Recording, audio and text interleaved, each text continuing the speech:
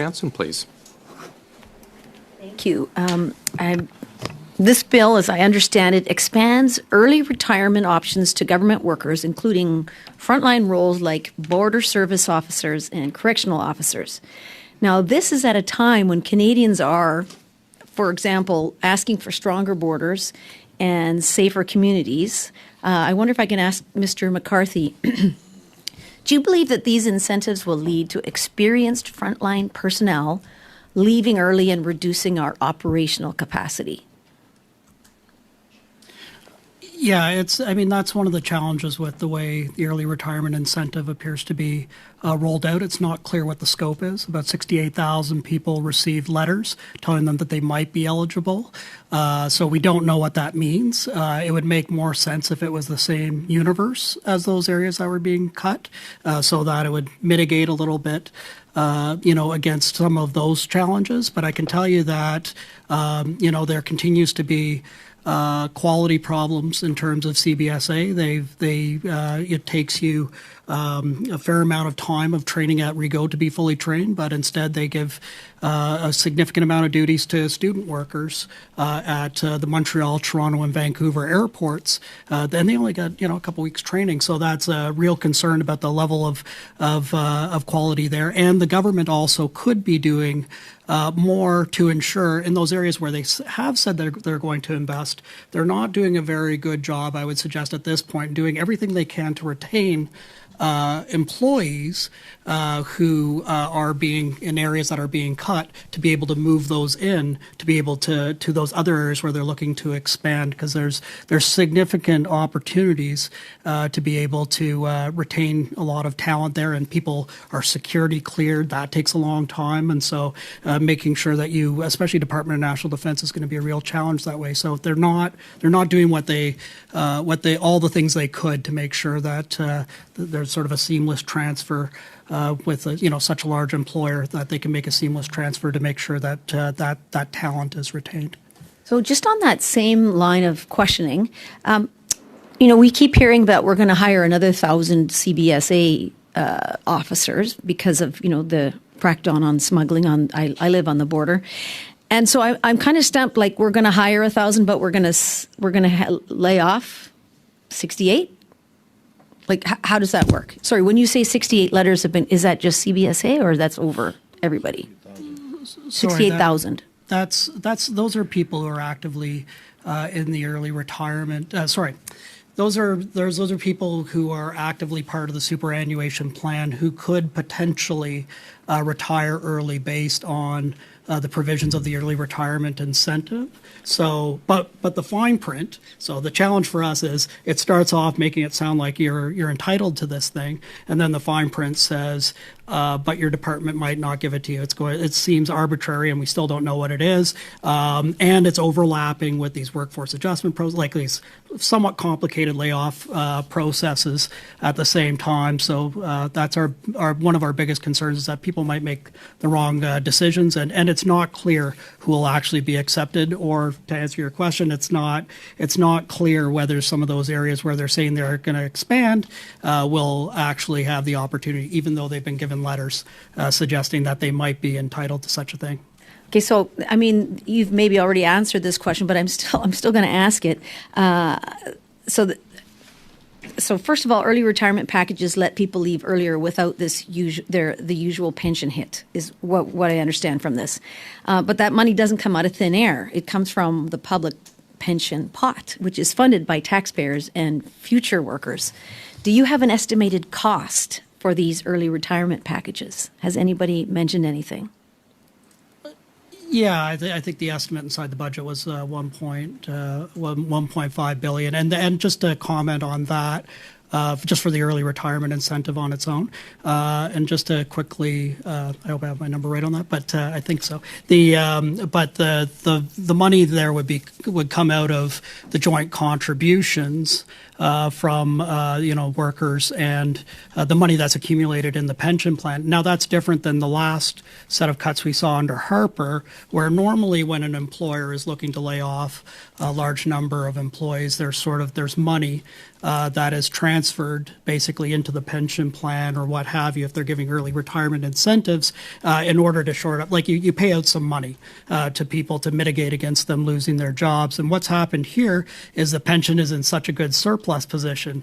What the government has decided to do is to sort of raid that surplus to pay for it, as opposed to the Harper government, which would have kicked in, I think it was about $3 billion in the last. I'm sorry, in we're the past last our year's accounts. time. Sorry. We can go over to. Oh, yeah. Welcome, gang. Aaron here, Canadian Looney. Smash that like, hit subscribe, join us in the chat room. It's a lot of fun. We've got the best chat room online around Canadian federal politics, and everyone has an opinion about Canadian federal politics. We're going to watch a few clips from the last question period till now, like the time in between, not from question period, from other things that happen on Parliament Hill. So smash that like, get your popcorn ready, hit subscribe, let somebody else know where the real politics are happening. That's it. Let's kick this off. You know how we do it. We'll be right in time for question period. Don't worry about that. We'll get there when it's interesting. Here we go. Aaron, Canadian Looney. Smash the like, hit subscribe. Thank you for joining us, folks. Say hello in the chat room. We've got a great chat room. Let's go.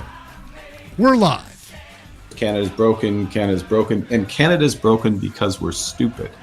Okay? WTF.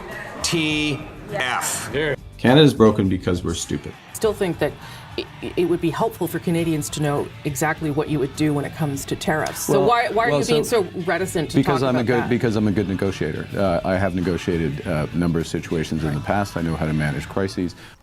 In Canadian federal politics, the Canucks are represented by two separate yet unequal groups.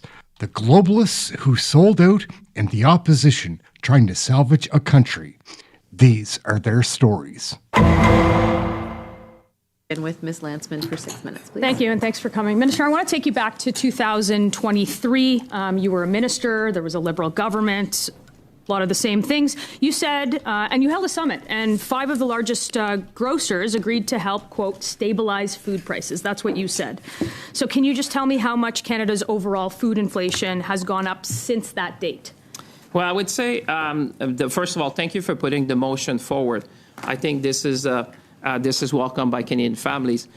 This is tough work, as you know, and this is work in progress. And that's why today you see we're taking concrete measures to help Canadian families.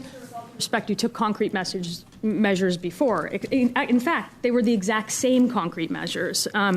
It's 7.83%. I'm going to ask you, you promised price stability. Those are your words from 2023 when you were a minister in the Liberal government. Is 7.83% increase in food prices since your promise your definition of stability? Yes or no? Well, what I would say, what we did was unprecedented in the country's history. You would recall, I think I was the first Minister of Industry to call all the CEOs of the major grocery chain in Canada. That's correct. And I asked them, food prices went up since then. Well, I would say competition is the real answer.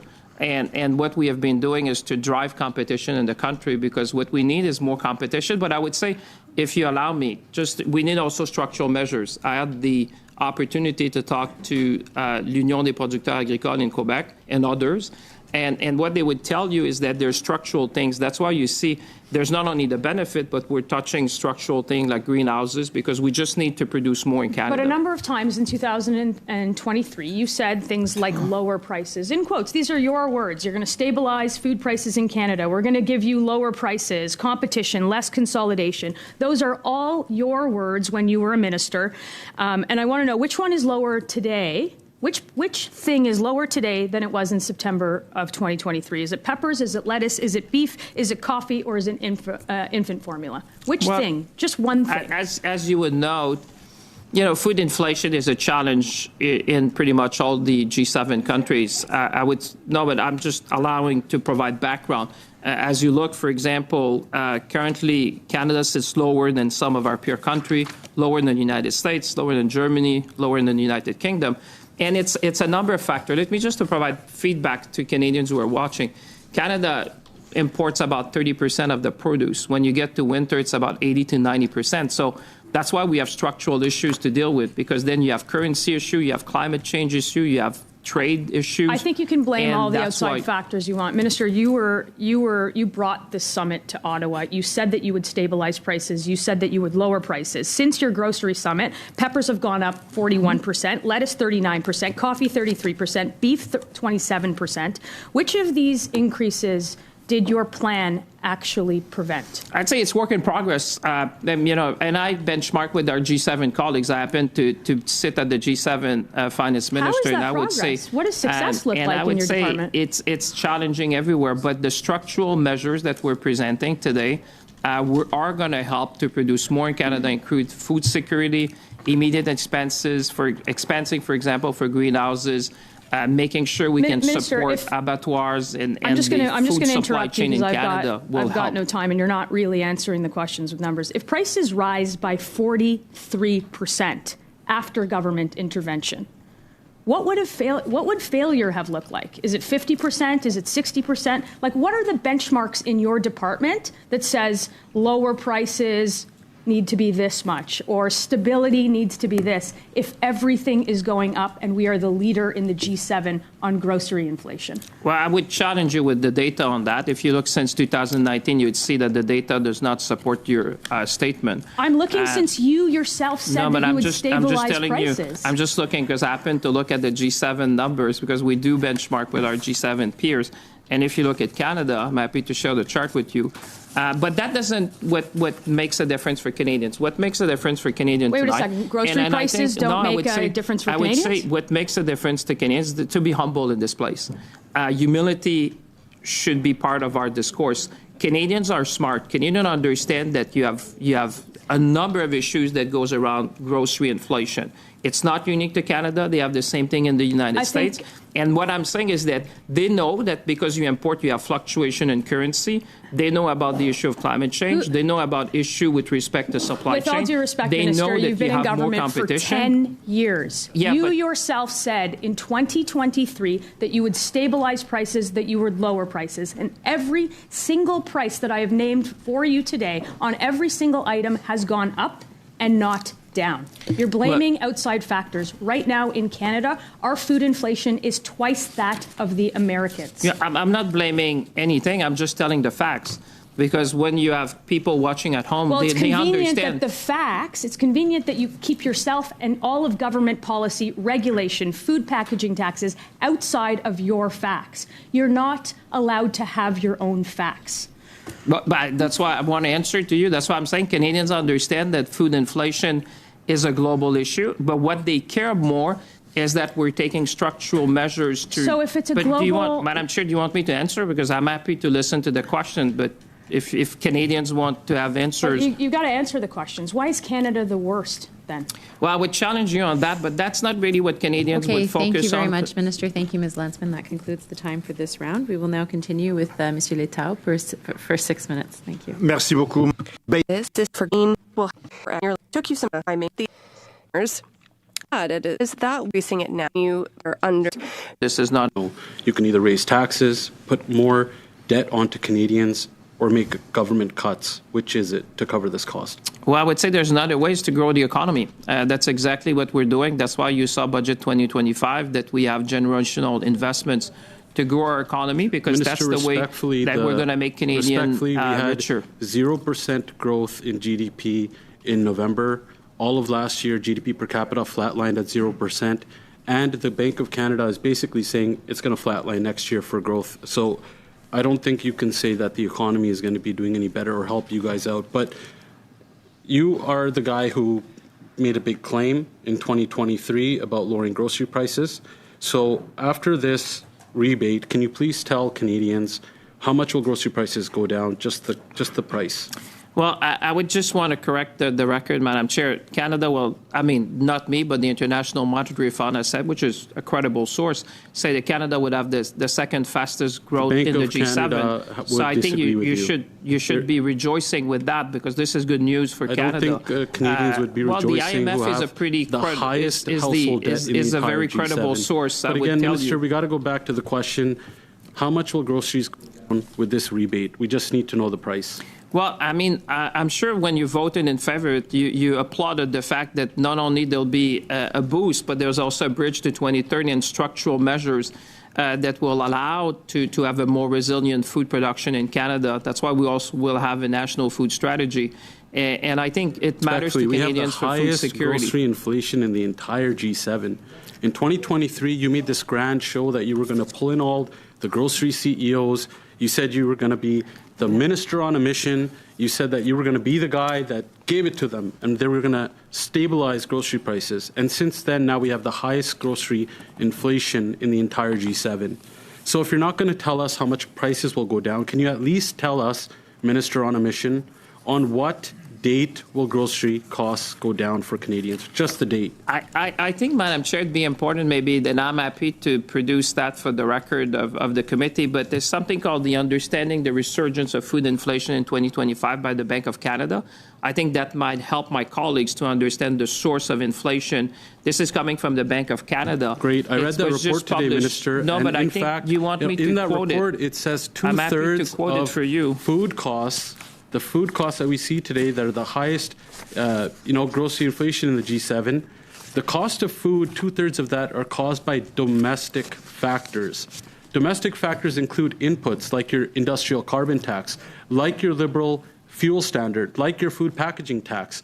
Those are things that are directly in you and your government's hands that you guys refused and in fact voted against when we brought it forward to help lower the cost of food for Canadians. We see 2.2 million Canadians going to a food bank in a single month. 700,000 plus of those are children.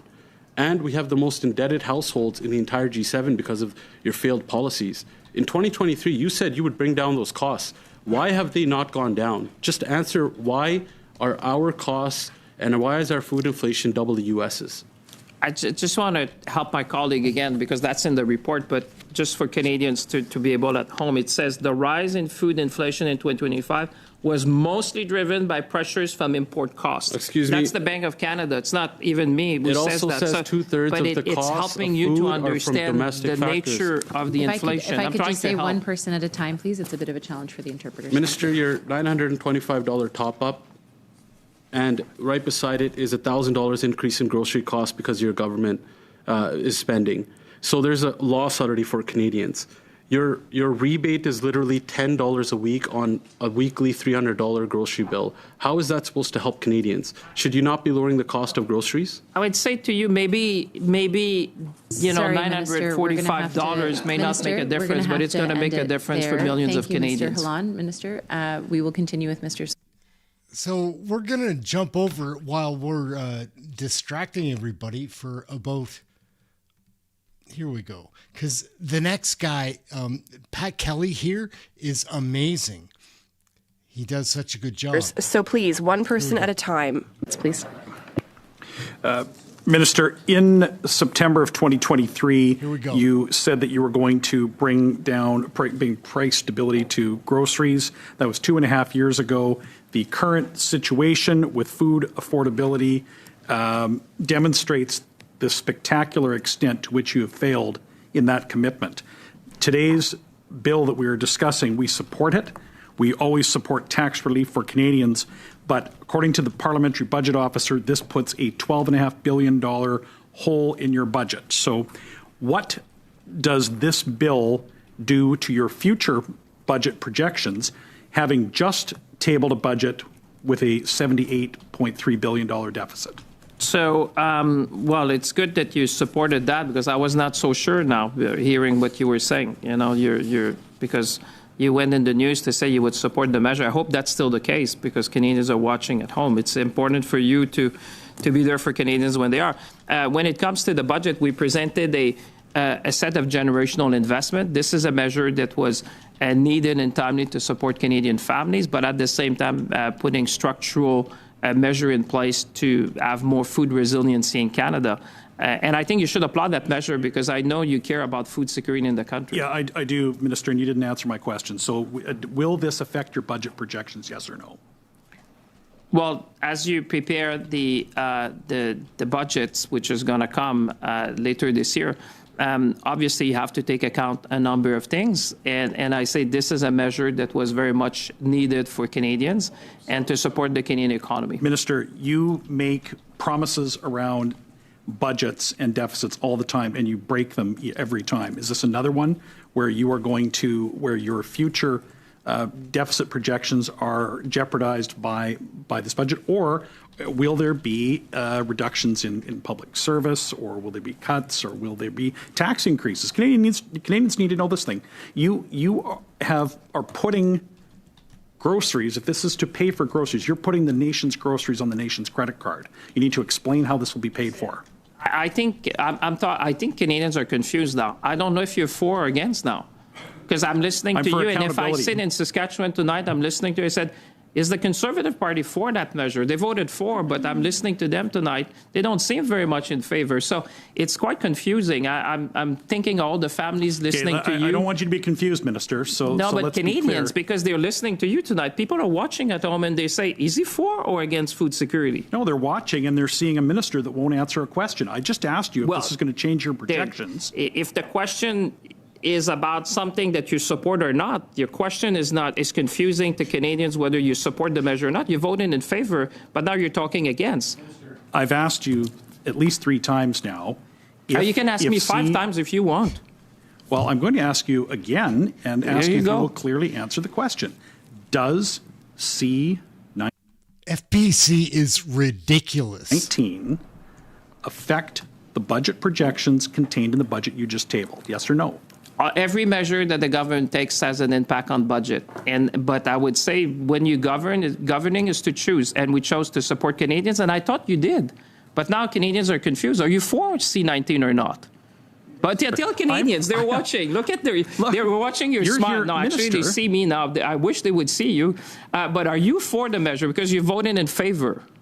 You are here to answer questions. I am. So how will your government finance Bill C-19? That's the type of question we ask at committee. Ministers come, we ask hard questions like, how will you pay for a measure that you've proposed in the House of Commons? How will you pay for this measure? Well, every measure that we take is taken into account in the budget. And there will be other measures, obviously, that we need to put forward to support Canadians. But the real question tonight is that now I'm not sure if what Canadians should Minister, take from your questions, whether you're going to be for again. I mean, you know that. Obviously, every measure the government's put forward is going to have an impact on the budget. But the reality is that this is the smart thing to do at the right time to support family. Are you in favor of supporting families or no? Well, we're here to ask the questions, Minister. You're the minister here to answer questions from committee. And Minister, well, let's finish this with another question. You've spoken many times in this meeting about the need for elected officials to show some humility. So you've got a few seconds left.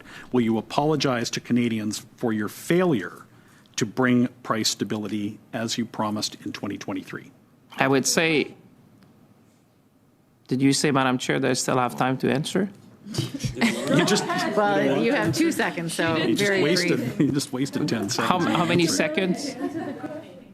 Thank you, Minister. Thank you, Mr. Kelly. Okay, on va continuer. All right. So that ends on that. We're going to check. I'm on my way to Washington, D.C., and I want to explain to you, the Canadian people, exactly why. Because you're probably going to hear about it. I'm going to Washington because I want to help Prime Minister Mark Carney be successful in negotiating a trade deal with the United States. Now, that might sound counterintuitive because I am a principled conservative. He is our liberal prime minister. But the reality is that this is not a partisan issue. CUSMA and trade with the United States is so important to the Canadian economy and to our future as an independent, self-reliant nation that conservatives and liberals don't need to fight over this at all. In fact, we need to work together. The leader of the Conservative Party, Pierre, has said as much. He has offered help from conservatives to the Liberal government on this issue, and I'm acting on that. In my opinion, this is not about posturing or politics. This is about business and workers. This is about unions and entrepreneurs. This is about whether we have a growing economy with stability for investment and opportunity for our young people, or whether our economy is perpetually in a state of uncertainty. I'm kind of sick and tired of the politics on this issue. I'm sick and tired of the posturing and the virtue signaling. I'm sick and tired of people being worried about what someone's going to call you on Facebook or on social media comments, what the media might say. The reality is that there are people suffering right now in our country because of the state of our economy. And in as much as we want Canada to be as strong and independent as possible, the reality is that 3/4 of our exports go to the United States. And if we want an economy that is good for our young people, if we want an economy that supports public services for seniors in our communities, we've got to work with the Americans. There are people who've been running around this country for over a year now, talking about their elbows, flapping about. I just don't find that impressive. I don't find it serious. I take this issue seriously. And as a guy who went to law school in the United States and has a strong network there, I think I have something to offer to help build bridges of communication between our two countries, and that's exactly what I'm going to do. I'm alarmed when I see things like the talking about China and communist governments and doing more business with them. I get alarmed when I see announcements of electric vehicles now being imported into Canada while we have a crisis in our auto industry. I get alarmed in my home community when I see museums in Oshawa, like the Tank Museum or the Auto Transitional Museum, housing offering free admission to GM employees to do everything they can to just stand in solidarity with people whose lives have been turned upside down because of the economic uncertainty, the tariffs, and the lack of a good trade relationship. All right, gang, we're going to cross over to the House of Commons now. There is action there, so they're kicking up with their statements, and we have this Nate Erskine-Smith up there. He's hard to watch. Necessarily from a confidential location in Beaches, East York for women and So families here we are. who experience human trafficking, Smash exploitation, the like, hit and subscribe. gender-based intimate partner violence. Operated by the Mennonite New Life Center, Aurora House residents regain their footing with the support of a deeply dedicated team that provides trauma-informed care and the tools needed to heal and rebuild lives.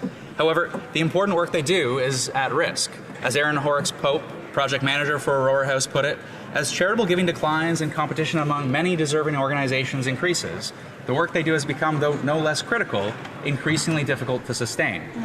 Late last year, Aurora House launched a new campaign, Safety, Dignity, Stability, to raise $100,000 for urgent capital upgrades and maintain operations that support families 365 days a year. I'm confident our East End community will step up to support Aurora House's life-saving work, ensuring women and children fleeing violence have a safe and dignified place to rebuild their lives. Wow. Thank you. That's awesome. The Honourable Member for Northumberland, Clark. Ronald Reagan once said, freedom is never more than one generation away from extinction. We don't pass it through our bloodstream. It has to be fought for. And that's exactly what the brave protesters in Iran are doing right now. Hear, hear. It's hard through the obscurity of internet and telecommunications blackouts to see exactly what's going on in Iran. But media and human rights organizations put the death toll at over 30,000. We simply cannot afford to turn a blind eye to the atrocities that are occurring right now in Iran. A government that slaughters its own people is weak, pathetic, and must be stood up against you. Absolutely. That's why we all must stand unequivocally behind the people of Iran for their freedom. Hear, freedom! hear. Freedom! Hear, hear. The Honourable Member for Fleetwood, Port Kells. Mr. Speaker, I rise to draw attention to a serious issue in Fleetwood, Port Cal. With the number of extortion cases on the rise, I met with constituents and shared their concern about extortion and intimidation in Surrey. No one should live in fear for their safety or their livelihood. These acts undermine trust, threaten community well-being, place strain on those who are trying to build a better life. I want my constituents to know that their voices have been heard. Addressing extortions requires strong cooperation between government and community leaders. I will continue working to support community safety and to ensure that those responsible are held accountable. Thank you, Mr. Speaker. The honourable member for Thornhill. The voice of freedom is rising as the brave warriors roar like lions and shine like the sun, determined to reclaim their country and topple the murderous regime in Iran. Sometimes that voice is loud when 150,000 people filled the streets of Toronto demanding justice, accountability, and human rights from the birthplace of modern civilization. And sometimes it's quieter, whispered in the candlelight vigils, carried in silent prayer for those fearing for their loved ones at home. We face a choice: answer the call for action or let it fall on deaf ears, and this government has chosen inaction. To those fighting for freedom and democracy, keep going everywhere around the world. The day will come when the regime falls and the Iranian people are free to live in their homeland. Until then, we will not be silent. We will not look away. We will never stop fighting for a free Iran and a Canada strong and free of the IRGC agents that they let into our communities. L'honorable député de Brome. The honourable member for Brome-Missisquoi. Mr. Speaker, I would like to highlight an important celebration taking place this year in my riding, the 150th anniversary of the town of Cowansville, which is being celebrated under the leadership of the town's mayor, Sylvie Beauregard. Cowansville was founded in 1876. It is a dynamic community known for innovation, solidarity, and civic participation. Throughout this year, residents are gathering to celebrate their history and the contributions of the generations that helped shape their town. This anniversary is also an opportunity to remember a momentous event in our national history. In the 1960s, the Cowansville company Brock Mills produced the first prototypes of the Canadian flag, which was officially adopted in 1965.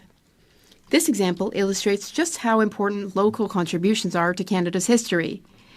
I wish the community of Cowansville and all of its residents a great celebration of their 150th anniversary. 20 years ago, Canada elected a new Conservative government led by Prime Minister Stephen Harper. The Harper legacy is one of true progress.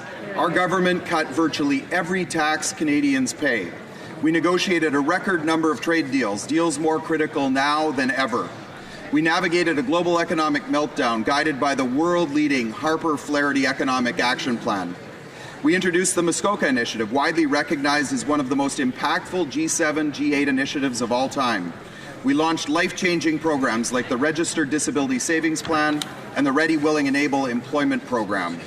By 2015, Canada had a balanced budget and, according to the New York Times, the richest middle class in the world.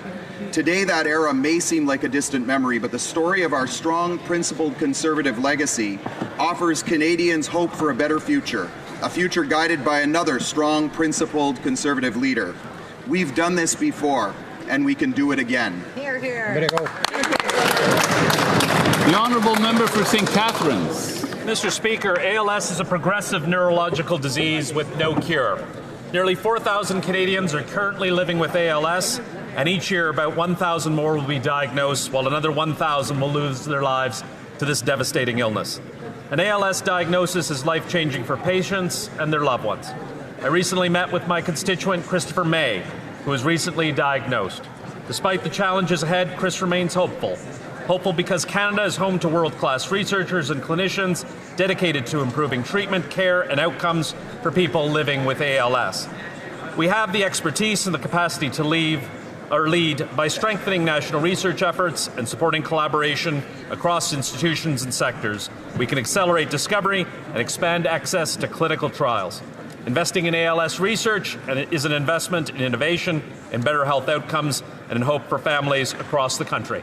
Together, we can work forward towards a future free of ALS. The honourable member for Souris Moose Mountain. Mr. Speaker, 3 years ago, the Finance Minister promised Canadians he would stabilize food prices at his flashy grocery summit. Since then, prices have gone up significantly. Lettuce is up nearly 40%, coffee 33%, and beef 27%, just to name a few. Canada is now leading the G7 in food inflation at 6.2%. It's now twice as high as when the Prime Minister took office and twice as high as the United States. And it gets worse. Canadians are now making 2.2 million visits a month to food banks, which has doubled under this Liberal government. Instead of working to reduce food costs, the minister is announcing yet another temporary rebate, giving some about $10 a week against grocery bills that are in the hundreds. The Liberals need to support our conservative affordability plan, one that eliminates the industrial carbon tax and their 17 cents a litre standards fuel tax. It's time that these Liberals turn their rhetoric into results for Canadians. Hear, hear. Hear. The Honourable Member for Drummond. Mr. Speaker, let's honour the departure of an Alouette who is such a champion. Marc-Antoine Decoy is retiring after making history with the Montreal Alouettes, a defensive back on the team that won the 2023 Grey Cup against all odds. Marc-Antoine has recently become more known to the general public through TV. The charismatic former Carabin has shown that he's as comfortable in front of the camera as he is in the fourth quarter of a tough game. He was the Alouette ambassador for Quebecers, part of a team that makes a real effort to promote the French language in a unilingual English environment. It would be impossible to forget his heartfelt call during the Grey Cup in defense of his team, but also of all Quebecers. They won a Canadian championship in English only. He stated loud and clear what all Francophones were thinking in a speech that could just as well have summed up the history of Quebec. They never believed in us, but you know what, man? Keep your English. The Honourable Member for Burlington.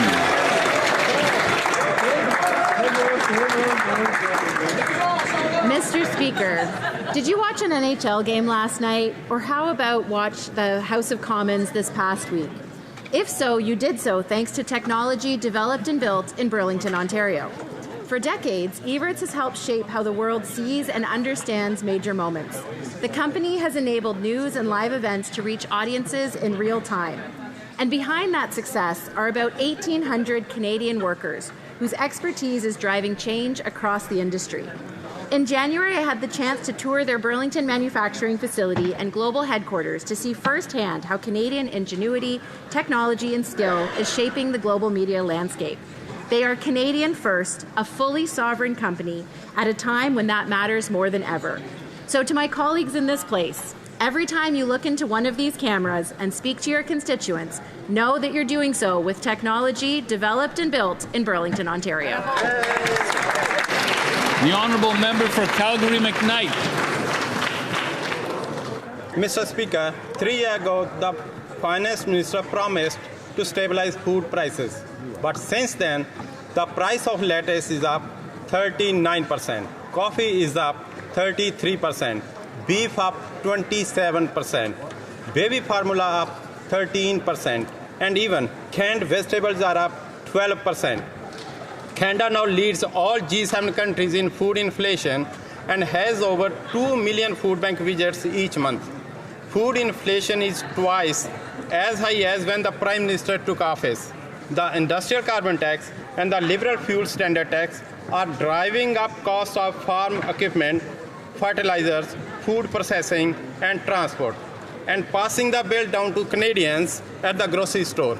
Since they have no real plan to lower food costs, will the Liberals support our motion to introduce a food affordability plan that eliminates the industrial carbon tax and the fuel standard tax?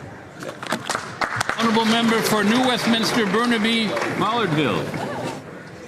Mr. Speaker, I rise today to honour the life and passing of my grandfather, Jacob Sawatsky Sr., whose story embodies the very best of Canada.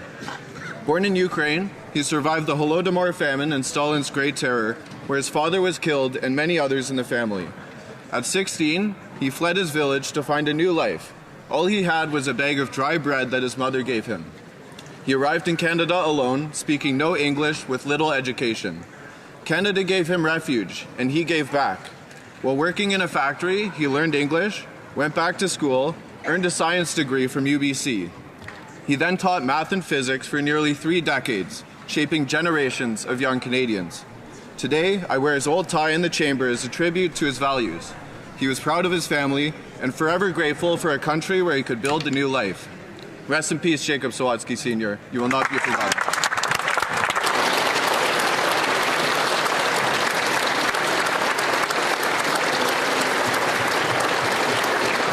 The Honourable Member for Medicine Hat, Cardston, Warner. The Liberals are moving forward with their gun confiscation scheme. while at the same time the public safety minister admits he can't explain the logic of his own policy, that more than $700 million will be wasted, and acknowledges that law-abiding gun owners are not the problem. Criminals using illegal guns are. Trudeau Liberals promised fair compensation, but now the program is capped. Valuations are half of before, and only about 15% of the more than 2 million guns actually are expected to be compensated. This government continues to target the wrong people, despite the majority of Canada's provinces and territories and most law enforcement agencies officially rejecting any role in enforcing this misguided policy, meaning there are no one to even collect these guns. Gun crime is up 130%, while the Liberals fail to secure the border, reduce penalties for gun crimes, and allow repeat offenders back on the streets. It's time for this government to scrap this wasteful, politically motivated, ideological program and invest in real public safety. The honourable member for Oakville West. Mr. Speaker, it's with great sadness that I rise to honour the life and legacy of Department Captain Stuart Campbell of Oakville Fire Department, who has passed away at the age of 56 after a courageous battle with occupational cancer. Captain Stu has served the Oakville community for more than 30 years, spanning most of his career at the Bronte Fire Station. He served with pride, courage, compassion, unity, and honor, showing an unwavering commitment to his brothers and sisters at the Oakville Fire Department. His passing is a reminder of dangers and occupational risk of our first responders face in the line of duty, and our duty in turn to ensure the safety of our first responders. On behalf of the people of Oakville West, I thank Captain Stuart Campbell for his service and mentorship to the community. You will be remembered. To Stuart's wife and his 2 daughters, and to all who loved him, I offer my deepest condolences. Please know that his service, sacrifice, and legacy will never be forgotten by this community. Thank you. The honourable member for Quebec-Matquaquac. Mr. Speaker, Canadians are a resilient people who believe that if they work hard, care for their neighbours, and contribute to their communities, they should be able to build a good life. Canadians are now feeling overwhelmed and weighed down, wondering how they will afford a home, put food on the table, or plan for tomorrow, but hope is not lost. It is found in our foundations as a nation, in the shared values that bind us together, in the enduring belief that a better country is built through hard work, good policy, and steady leadership. Conservatives are united by our belief in a shared dignity and opportunity. We believe government should let Canadians thrive. We need to let the farmers farm, let the producers produce, and let the workers work. Those are the very ones that help to build this country, and they will be key to our nation's comeback. And when this House puts forward serious, effective ideas that truly help Canadians, Conservatives will work in good faith to fast-track those results. Because today, we have essential rights and freedoms. We have many representatives for my riding: WIPCA, Youth Stars, Overture for the Arts, Playmass, and many others. Merci pour votre contribution. Thank you for your indelible contribution to our community. The leaders of these groups and other groups are mentors for future generations. They empower the next generation of Black leaders, and they pass on the legacy of giants who came before them. This work can't be done alone. J'encourage tout. I encourage everyone to participate. Help youth dream big and reach their full potential. Thank you, Mr. Speaker. Bravo. Oral questions, questions orales. Let's go. The honourable member from Mégantic-L'Érable-Aubinière. Oh, no. I like Berthold. Mr. Speaker, 3 years ago, the current Minister of Finance promised firmly and with great enthusiasm to stabilize food prices. But this has been a great spectacle, but it didn't really give much results. Since then, prices are up, and the current PM said he'd be judged by prices at the grocery store, but it's a failure. Canada now leads the G7 in food inflation. No prices are going down. His plan isn't working. Why should Canadians believe this Prime Minister when the last Liberal plan led to the worst food inflation in the G7? The Honourable Government House Leader. Mr. Speaker, today, even this House will probably make the decision to send a bill to the Senate that will provide assistance up to $1,800 to families in Canada to help them with the issue of affordability, and notably in terms of groceries and essentials. We would invite the official opposition to support us in this. We are very happy that they said they would do so, and today is a historical day for affordability in Canada. The Honourable Member for Mégantic-l'Érable, historic day for affordability. No grocery prices are going down, and this GST credit isn't going to make things affordable. This means we have to bring prices down on groceries. Will they do this? They'll be giving a $10 coupon, in fact, for $300 for families. Mr. Speaker, most Canadians won't get anything this afternoon since they don't seem to be having any ideas. Will they vote for our plan to make groceries affordable? The Honourable Minister of Industry. Mr. Speaker, good news today. The Conservatives will vote in favour of our plan to help everyday Canadians to pay groceries, an important plan that will make sure that they'll receive $1,800 per family across our country for the most vulnerable families. So I'd like to thank the Conservatives for seeing the light finally and to recognize that our plan is working. Member for Chilliwack Hope. The Finance Minister promised 3 years ago that he had a plan to lower food prices. Well, how's that working out? Since then, the cost of groceries has skyrocketed, with the price of lettuce up 40%, coffee up over 30%, the price of beef up over 25%. The recycled plan for a temporary rebate won't reduce the cost of a single item of food. Their plan has failed. So why don't the Liberals support our food affordability plan to axe the industrial carbon tax, cut the fuel standards tax, and boost competition in grocery stores to lower food prices for all Canadians? Hear, hear. Honourable Government House Leader. Okay. Well, Mr. Speaker, today is a big day. Today is the day where, if all goes well, we will be passing historic assistance for Canadian families grappling with affordability issues with respect to food and essential goods. Right on. And after much cajoling, the opposition finally decided to stop the games, stop the obstruction, and to allow this bill to move on to the Senate so we can get that aid to Canadian families now. Thank you, Mr. Speaker. The Honourable Member for Chilliwack Hope.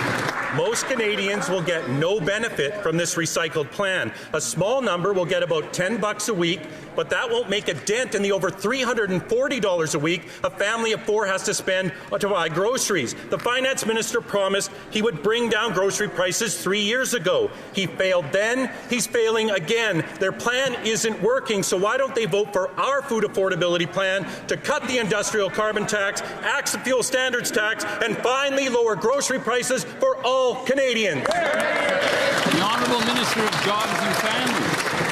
Mr. Speaker, last fall, all these Conservatives did was quote Food Bank Canada. Over and over and over, they talked about Food Bank Canada. They failed to notice that Food Bank Canada recommended exactly what we are doing right now, which is put more money in the pockets of those that need it the most. And yet they say, well, they want to cooperate. Can they stop obstructing legislation that is helping Canadians get ahead? They need to be partners in this work, Mr. Speaker. Canadians certainly are stepping up for each other. Why can't they step up for their constituents? The Honourable Member for Newtecumseg-Gwillimbury. Mr. Speaker, news reports this week confirm what Canadians already know. Our economy is on life support. Because of Liberal mismanagement, we've had 2 consecutive quarters of zero economic growth. While our GDP is stagnant, grocery inflation keeps climbing. This year will cost $17,600 to feed a family of 4, nearly $1,000 more than it did in 2025. Why is it under these Liberals the only thing rising is the price of food? I get a real kick out of just the way that he speaks, man. Davidson is right. The Honourable Minister of Industry. Mr. Speaker, since September, we've created 189,000 jobs. Great news for Canada. That is more jobs created in Canada than in the U.S. We have the second fastest growing economy. And let me give 150 new jobs at Saint-Bruno-de-Montarville, 100 new jobs in La Pocatière, 330 new jobs at Bombardier, 300 new jobs at Valley Glencore Sudbury, Bayonne, St. Thomas, Ontario, Conservative riding, 300 new jobs. The honourable member for New-Tecumseh-Gwillimbury. Mr. Speaker, this government could talk a glass eye to sleep, but it's the Liberals who need to wake up. Do they need to see how many more Canadians are on the street shaking a coffee cup for change? This government refuses to take the tax off food. They refuse to boost competition, and they refuse to deliver a real plan for food affordability. Their rebate won't reduce the price of a single item at their grocery store. Will they support our food affordability plan and deliver some real relief for Canadians? The Honourable Minister of Jobs and Family. Mr. Speaker, the average family is saving $16,000 a year on childcare. You know who refuses to support young families with the cost of living? The Conservatives across the aisle. Mr. Speaker, families are saving $800 a year in food costs for their children at school. You know who refuses to feed hungry children at school, Mr. Speaker? The Conservatives. Mr. Speaker, every step we take, they obstruct. They get in the way of the very things that not only experts are calling for, but their very own constituents. When will they get in line? The honourable member for Saint-Jean.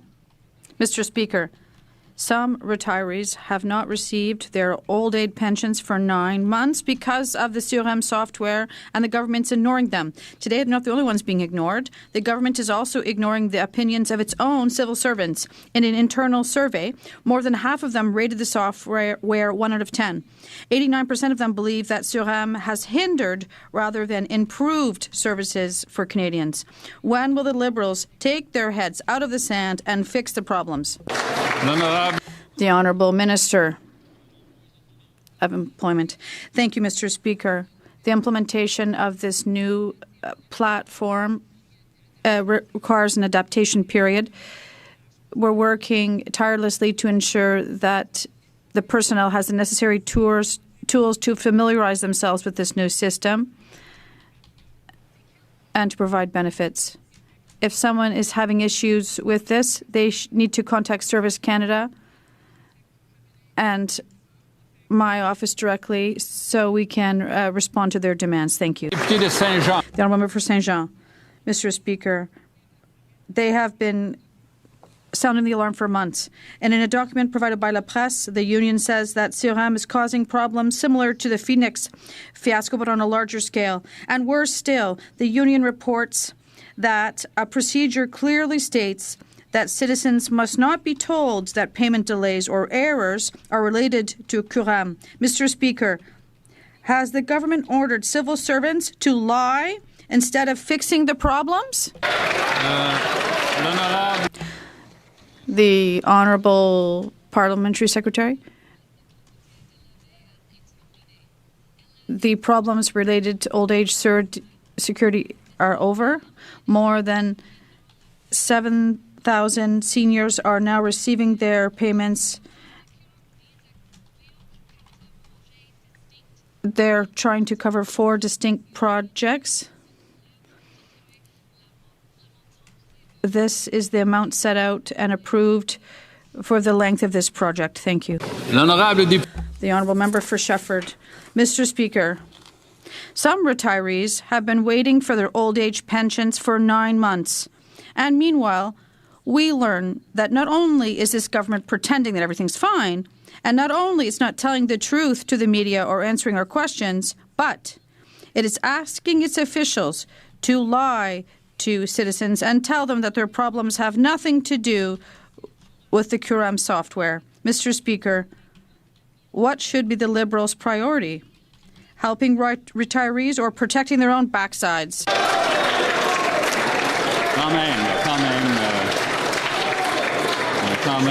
Attention. Be careful. Decorum, please. The Honourable Minister of Employment and Families. Thank you, Mr. Speaker. our cabinet did reach out to the member across the way, but we did not receive a reply. If they have urgent cases to be resolved, I would ask them to contact me so we can reply to them. I'm ready to help out their constituents. Thank you. For King Vaughan. Seniors built this country, and now they must make the tough decisions between buying groceries or medication. They can't absorb these costs, and they can't afford to skip meals.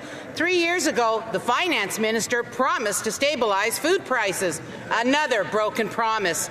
Canada has the worst food inflation in the G7. Wow. The Conservatives have the solution. Cut the industrial carbon tax, cut the fuel standard tax, give the supermarkets genuine competition. Will the Liberals adopt our proposals and demonstrate empathy for our seniors so they can live in dignity? The Honourable Secretary of State for Seniors. They want to know why we're not adopting their plan. The answer is simple. The only person that thinks it's going to work is their leader. We are following the advice of Food Banks Canada. We are following the advices of experts. And let me tell you what seniors are saying. Dava Houston says, seeing a lot of talk about the grocery rebate helping no one. As a senior, I disagree. This benefit is specifically targeted to help those of us on fixed incomes navigate high food prices. It's a floor for people who built this country and need it. At least they could stop talking it down. The Honourable Member for King Vaughan. Mr. Speaker, the Liberals' recycled rebate does not address the high cost of groceries. Some seniors will only receive $10 a week, which is less than the cost of a cup of coffee per day, which is up 33.6%. The $10 savings is like receiving another coupon. This rebate is an admission of the failed policies of this Liberal government and won't change much for our seniors. So again, I will ask the government, will they take our proposal and use it to ensure our seniors can live in dignity? The Honourable Secretary of State for Seniors. You know what will make a real difference in fighting food insecurity, Mr. Speaker? Ensuring that seniors have the money in their pockets that they need to be able to buy groceries, to be able to buy toilet paper and coffee and these kinds of items over which the government has no control. We are controlling what we can, and that is ensuring that seniors have the money that they need to afford the essentials they need. That is also why we are ensuring that 1 million lower-income Canadians can access the benefits that they're entitled to with automatic tax filing. We are ensuring that older Canadians get the money they need through the essentials. I can hear the Honourable Member from Vernon. Maybe we could keep it down. The Honourable Member for Calgary Signal Hill. Mr. Speaker, while Liberals talk about elbows up, average Canadians see only the price of groceries up. Food price inflation has doubled since this Prime Minister took office. The percentage of seniors using food banks is up 22% over 5 years, forcing seniors to choose between meals and medication. Conservatives want results. Will the Prime Minister work with us to boost competition in grocery chains and eliminate the industrial carbon tax and the fuel standards tax to bring food prices down? The Honourable Minister for Emergency Management and Community Resilience. Mr. Speaker, the Conservatives have spent the last 2 months going on and on talking about food banks, but they really need to listen to them. I was in Edmonton last weekend, and I met with people on the ground at food banks, and they were praising the Prime Minister's announcement and saying what a huge benefit it would be to people actually on the ground in ridings in Alberta, including Conservative ridings. Conservatives should support a benefit that will help 1.3 million Albertans, including those in Conservative ridings. Thank you, Mr. Speaker. The Honourable Member for Cambridge. Mr. Speaker, the grocery inflation crisis is tearing apart families and tearing apart our communities. I received a letter from a senior citizen in Cambridge whose son had to move back home because he couldn't afford the cost of living. He wants to get married, but can't even move out of his mom's home to buy his own, start a family, have children, and be able to feed them. With lettuce up 40%, beef up nearly 30%, and canned vegetables up over 10%, there's simply no money left for anything else in life. This government's been all sizzle and no steak when it comes to food affordability. When will this Liberal government stop with the... Canadians get 5 years of support, over $1,890 a month for a family. The honourable member for Calgary Skyview. Mr. Speaker, 3 years ago, the finance minister promised to stabilize food prices. He failed. Since then, lettuce is up 40%, beef is up 27%, baby formula is up 14%. Canada has the highest food inflation in the G7. 2.2 million Canadians are visiting food banks every month. Canadians are struggling. We want results. Will the Liberals support our motion for a food affordability plan that removes industrial carbon tax, fuel standard tax, and increases competition in grocery stores? Yes or no? The Honourable Parliamentary Secretary to the Minister of Immigration, Refugees and Citizenship. Mr. Speaker, they've mentioned beef, they've mentioned coffee, fruits and vegetables. The Bank of Canada has affirmed what we already know. They made clear that import costs are crucial when it comes to food inflation. And which kind of import costs in particular? Climate change, Mr. Speaker. Dramatic weather events around the world and domestically. It's obvious, Mr. Speaker, when you have more flooding, when you have more droughts, it affects food production. It affects the size of livestock as well. Mr. Speaker, let's be serious about the solutions at hand. Let's work together to build up the economy. Canadians expect it. Let's meet this moment right now. The Honourable Member for Portneuf, Jacques Cartier. Mr. Speaker, I invite the Liberal government to talk to Canadians to find out how much the cost of living is hurting them. The Minister of Finance promised to stabilize food prices 3 years ago, but his plan did not work. Food inflation has never been higher in Canada. It's twice as high as in the U.S. They need to stop making excuses. And here's the solution from the Conservatives, our affordability plan. Will the Liberal government support it and finally take action to help Canadians? The Honourable Secretary of State. Mr. Speaker, this afternoon we'll be voting at third reading for the Canadian Grocery and Essentials rebate, and I'm really happy we'll be working together for Canadians with this measure. And it will give a family of four $1,800 back, and that is giving them purchasing power and allowing families and not manufacturers or grocery stores. It'll allow families to decide for themselves. That's what Canadians want. They want to have the choice. And thank you for your support. The Honourable Member for Lévis-Lotbinière. Mr. Speaker, 3 years ago, the Minister of Finance promised to stabilize food prices. Since then, the price of lettuce is up by 40%. Price of coffee is up 34%, and price of beef is up 27%. Mr. Speaker, instead of lowering costs, the Liberals have been putting another Band-Aid on the problem with another temporary rebate. Well, the Liberals finally reversed this trend by supporting our Conservative motion, which eliminates the industrial carbon tax, abolishes the fuel standards tax, and strengthens competition in grocery stores. The Honourable Secretary of State. Mr. Speaker, it's fundamental for the choice to be up to Canadians. And it's so important that we're not only working to approve this grocery rebate, but we're also rebuilding our economy to tackle this trade war that we never hear them talk about.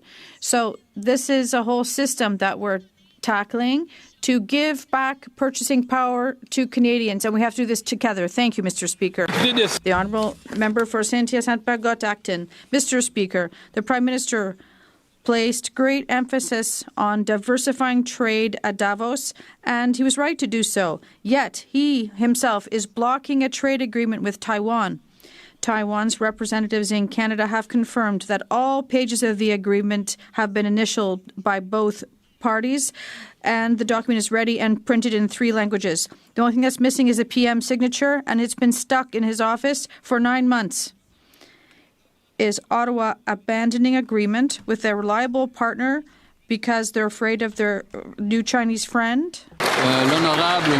The Honourable Minister of Trade. Mr. Speaker, as my colleague has said, the government is determined to extend its trade partnerships across the world, and particularly in the Indo-Pacific. Canada and Taiwan have solid economic ties and tight ties, while still being in line with our historic policy of one China. And we will continue to defend Canada's interests by diversifying our trade and by strengthening our ties with reliable partners across the world. The Honourable Member for Lac-Saint-Jean. Mr. Speaker, Taiwan is a reliable partner, a democracy, and a market economy. It's a leader in green tech and AI, among other areas, where fields where trade would benefit Quebec. And it's the 6th largest economy in Asia. It's exactly the type of middle power that Canada should be joining forces with to counter the hegemony of giants, according to the PM's speech at Davos. But yet he himself is blocking the agreement with Taiwan in order to court China. Mr. Speaker, why is the Prime Minister doing exactly the opposite of what he said at Davos? The Honourable Minister of International Trade. Expanding our partnership around the world, including in the Indo-Pacific. Canada and Taiwan enjoy a strong economic and people-to-people ties consistent with our long-standing One China policy. We will continue to stand up for Canadian interests as we diversify trade and strengthen relationships with reliable trading partners around the world. Thank you, Mr. Speaker. The Honourable Member for Brant South, Six Nations. Well, Mr. Speaker, here we go again. This time in Guelph, police warned the community of a high-risk offender with a history of violence and breaching court orders was released after pleading guilty to breaching probation. Wow. Police said he posed a danger, especially to women, but less than 2 hours later, he was arrested again. Wow. This is weak Liberal bail law in action. Once again, the Liberals' principle of restraint put a dangerous offender back on the street. Will the Prime Minister finally take public safety seriously and repeal C5 and 75? Good question. The Honourable Minister of Public Safety.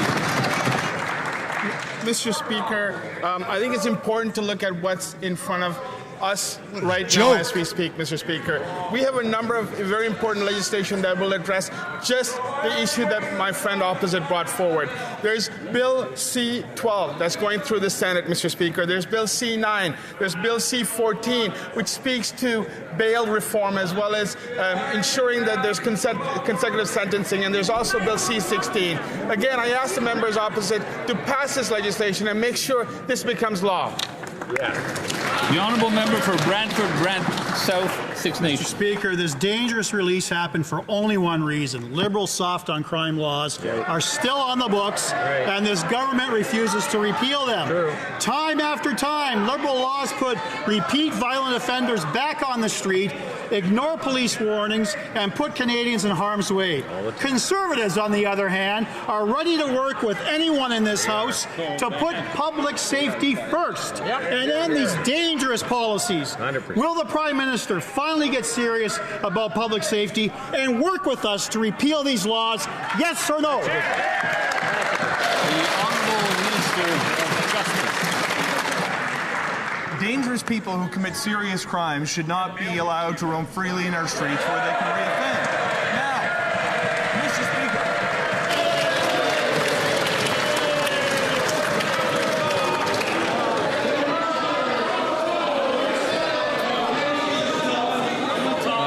The Honourable Minister can start again. Mr. Speaker, they're going to regret their applause in a moment, I can assure you. And it's because when the member posed the question, he blamed the principle of restraint. Let me tell you something about the principle of restraint. That is the subject of a change in Bill C-14, the Bail and Sentencing Reform Act, that the Conservatives have been obstructing for months. Despite calls from law enforcement, from provincial governments, from municipalities, from experts in their field, they have been getting in the way.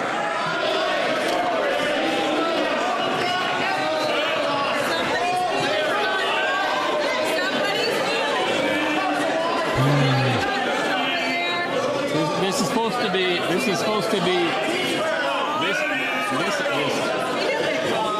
supposed to be an exchange of ideas. The minister may continue with his answer. Mr. Speaker, after after months and months of obstructing bill reform in this country, we've finally seen a spirit of collaboration. My only hope is a spirit that their leader seemed to embody during his opening remarks at this session will be what carries the day instead of the nonsense we're seeing today on the House. The honourable member for Central Newfoundland. On January 27th, Charlottetown police responded to a violent home invasion involving assault, an imitation firearm, and chemical irritant. 2 individuals known to the victims were arrested. One of the accused is facing multiple charges, including, with no surprise, failure to comply with conditions of release and probation. Wow. The Liberal soft-on-crime principle of restraint continues to put dangerous offenders back on the street. So will this government repeal C5 and C75 so that Canadians can once again feel safe in their home? The Secretary of State for Combating Crime.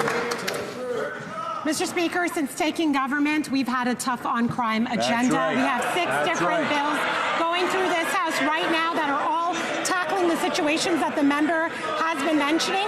It's been 8 months since we put in place C2, and we've been waiting on the Conservatives for their cooperation to pass lawful access measures, which would help police in their investigations.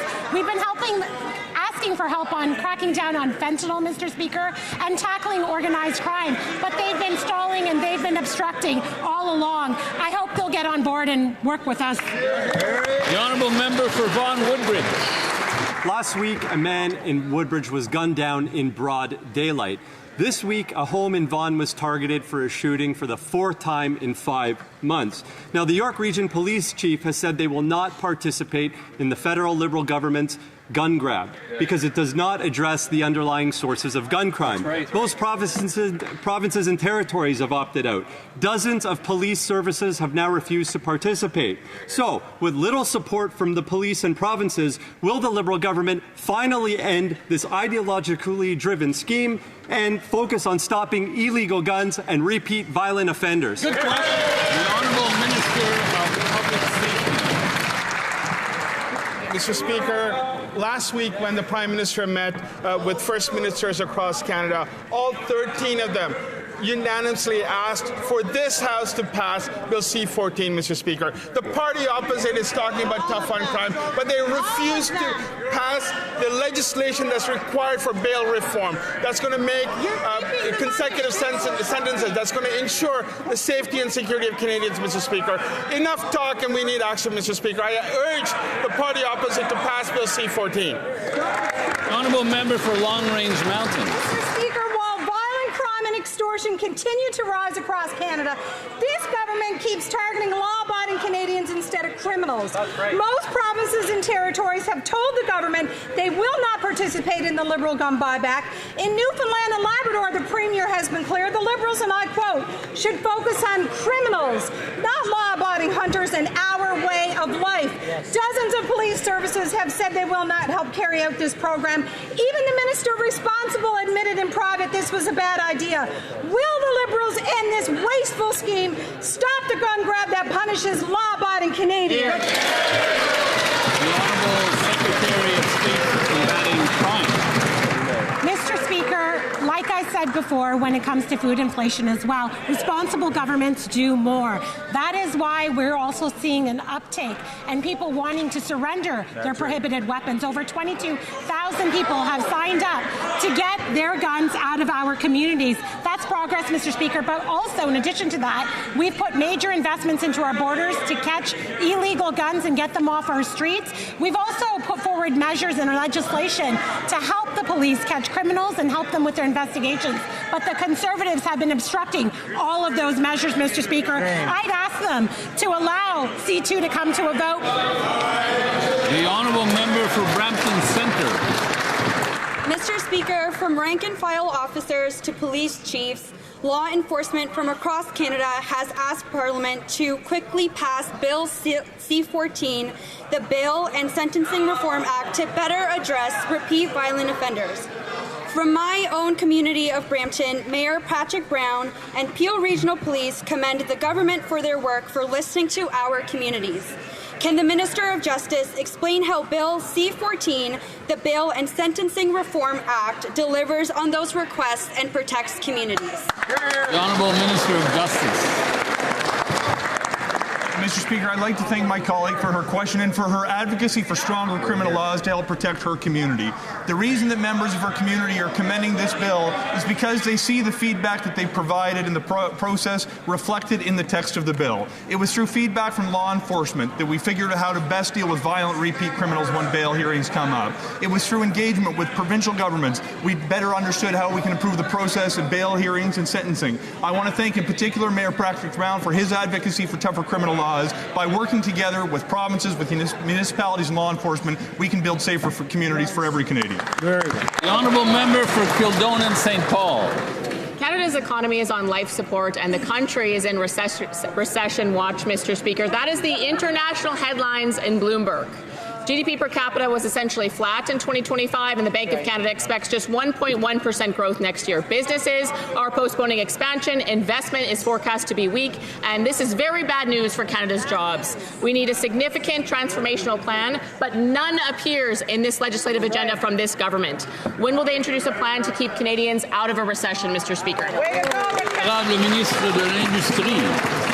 Mr. Speaker, I have a lot of time and respect for my colleague, but she's not referring to all the important data, because the data shows that there's been increase in wages year over year, 3.4%, while inflation was at 2.4%. So basically, wages are increasing more than inflation. And at the same time, in December, the Bank of Canada maintained its interest rates to 2.25%, and the governor mentioned that the economy was proving resilient. We have created 189,000 jobs more than the U.S., Mr. Speaker. The Honourable Member for Kildonan St. Paul. Bottom line is, Mr. Speaker, the threat of a recession is real, and nothing this government has done is going to address the economic issues we're facing. StatsCan reports manufacturing is being deeply impacted. In November alone, GDP fell 12.6% in the auto sector. That's thousands of layoffs already. Without significant action to grow the economy and protect Canadian jobs, Canada could very well fall into a recession. Conservatives have proposed lower taxes, removing barriers so that we can grow faster than ever, and cutting red tape. So when will the government see a real plan to ward off recession and protect Canadian jobs from this government? The Honourable Secretary of State for Financial Institutions. Mr. Speaker, Canadians can't cast that Conservative leader's slogans. Last week, we announced a Canada Groceries and Essentials benefit that will put up to $1,900 in the pockets of working families. Mr. Speaker, on this side of the House, we have a leader with world-class business and economic experience. Their leaders never had a job in the economy. Thank you, Mr. Speaker. The Honourable Member for York-Durham. Economists said yesterday that the Canadian economy is on life support. And while the Liberals may clap like trained seals for lower rates, those lower rates are not resulting in more growth. Respectfully, a GST rebate will not revive this patient. The emissions cap, the shipping ban, and other anti-development laws are binding the hands of Canadians that would build our country. So why won't the Prime Minister have the courage to stand up and remove them? Hear, hear.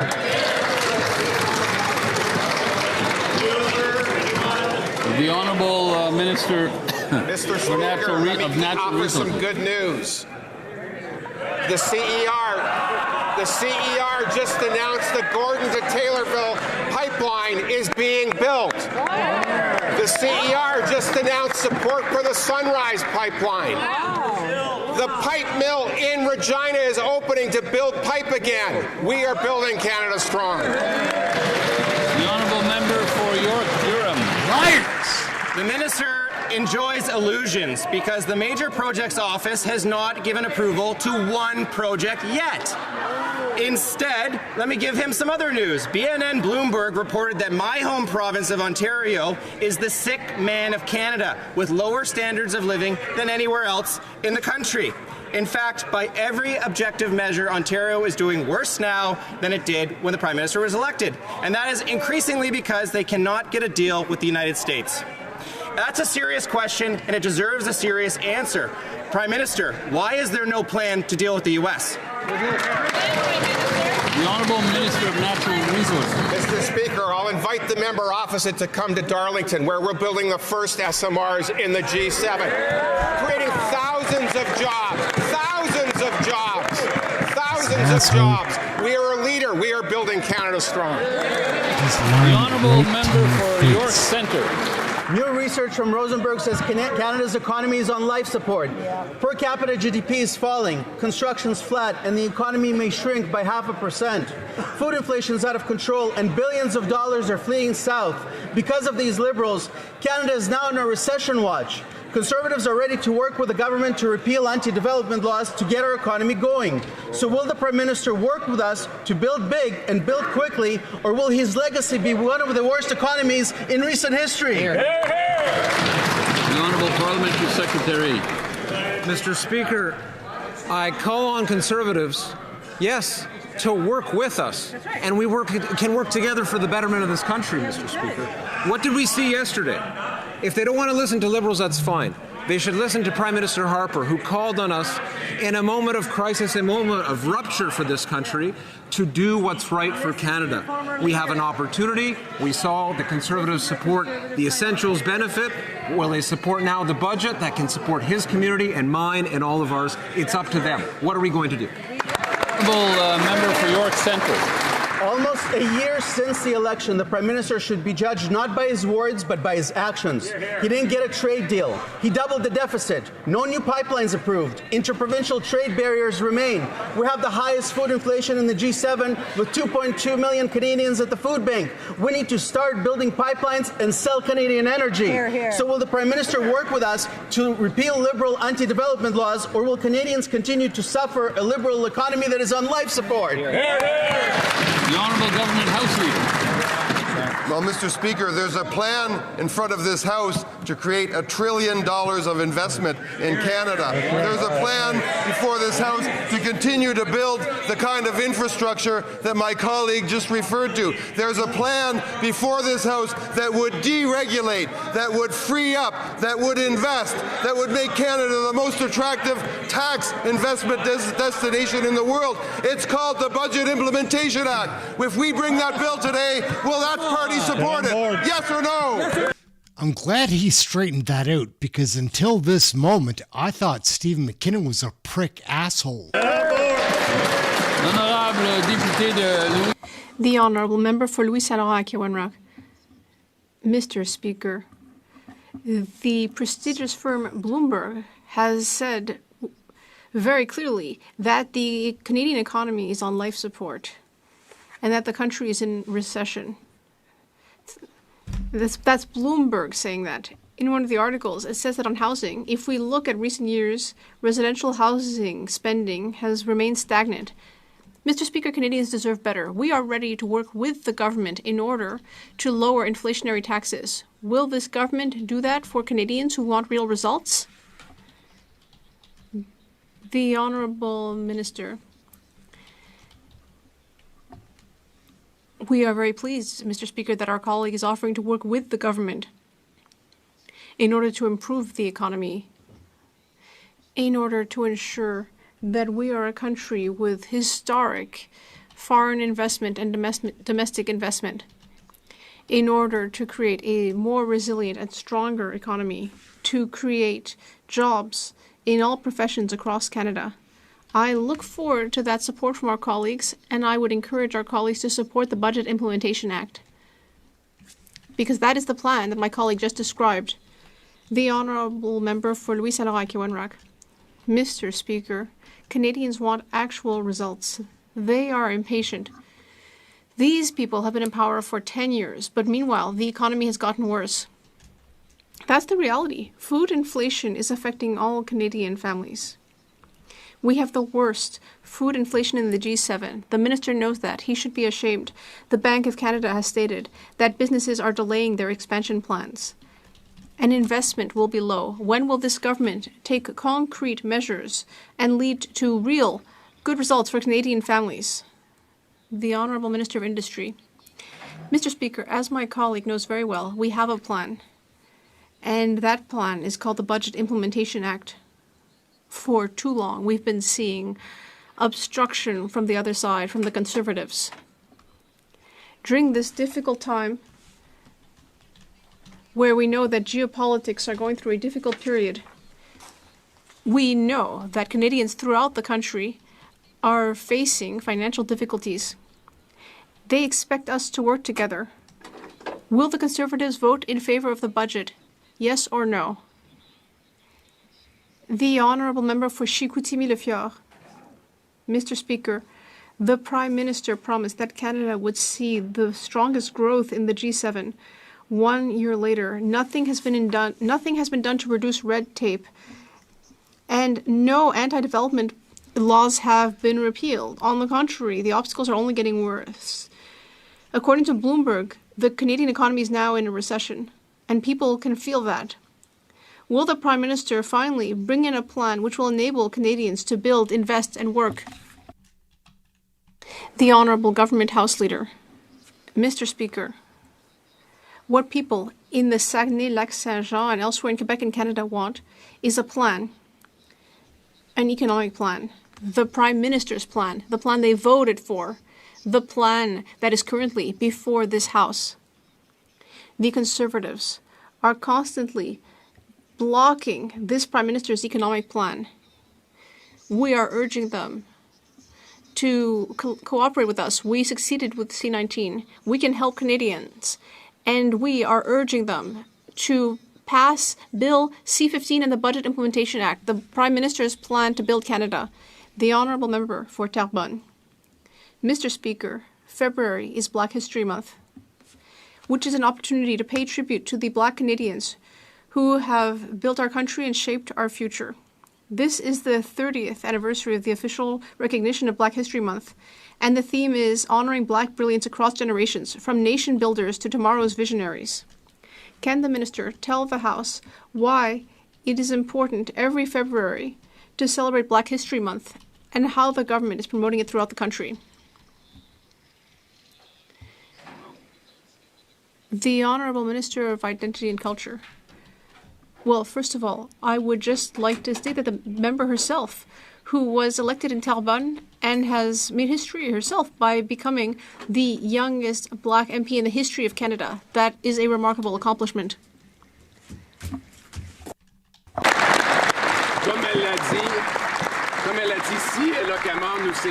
As she eloquently said, this year we are once again celebrating Black excellence, Black community. We are supporting 85 initiatives to fight racism and support the Black community.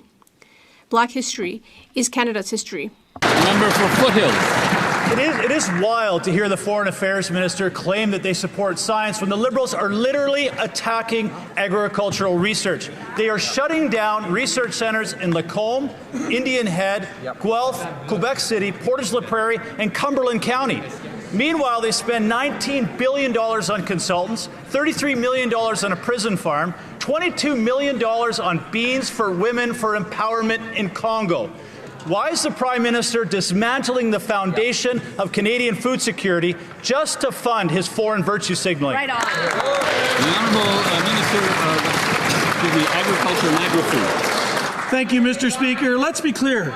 Science plays an integral role and will continue to play an integral role in this country for agriculture and agri-food. Mr. Speaker, we are maintaining our research and development presence in every single province, and Heath MacDonald's mother was married to her brother. So see what that turns out. the department continues to be the largest science service center in this country with 17 sites. That's right. By streamlining our research, we are prioritizing high-impact areas, reducing duplication, and better aligning our needs with our ranchers and farmers across this country. Thank you, Mr. Speaker. The Honourable Member for Regina Capel. They're not maintaining, they're cutting and shutting. Workers at the Indian Head Agricultural Research Farm are the latest to lose their jobs thanks to this Liberal government. This research centre provides cutting-edge innovation on soil management, crop varieties, and disease and pest resiliency. It provides jobs for Canadian scientists, improves Canadian crop production to the benefit of Canadian farmers. Meanwhile, the Liberals have sent hundreds of millions of Canadian tax dollars overseas for stupid, ideologically driven pet projects like $8 million for gender-just rice farming in Vietnam.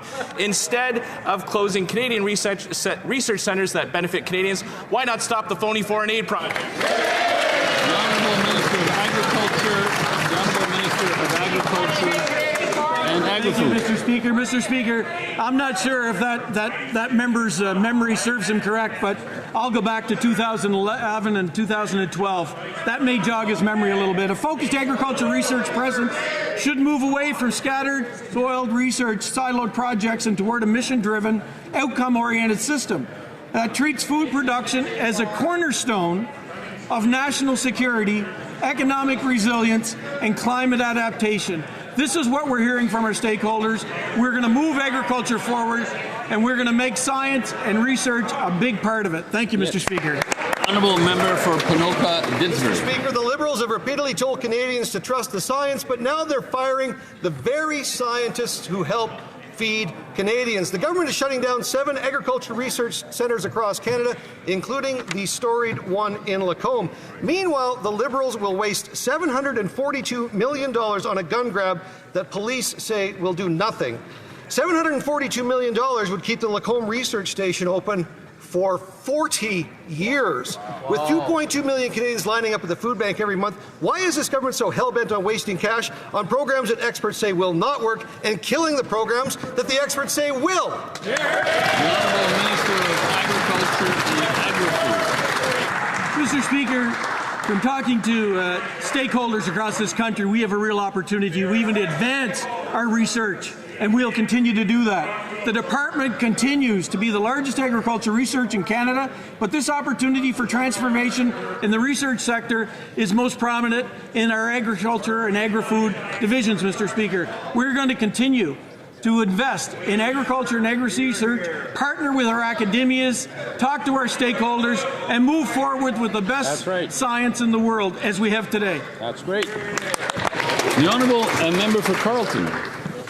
Mr. Speaker, residents in my riding of Carleton want to know what this government is doing to improve affordability. There is good news, Mr. Speaker. Can the Secretary of... Wait. The member is attracting all kinds of extraneous noise there. We'll let the member start from the top. Thank you, Mr. Speaker. Residents of my riding of Carleton are looking for serious leadership. They're also wanting to see what this government is doing to improve affordability in this country. There's good news, Mr. Can't hear a thing.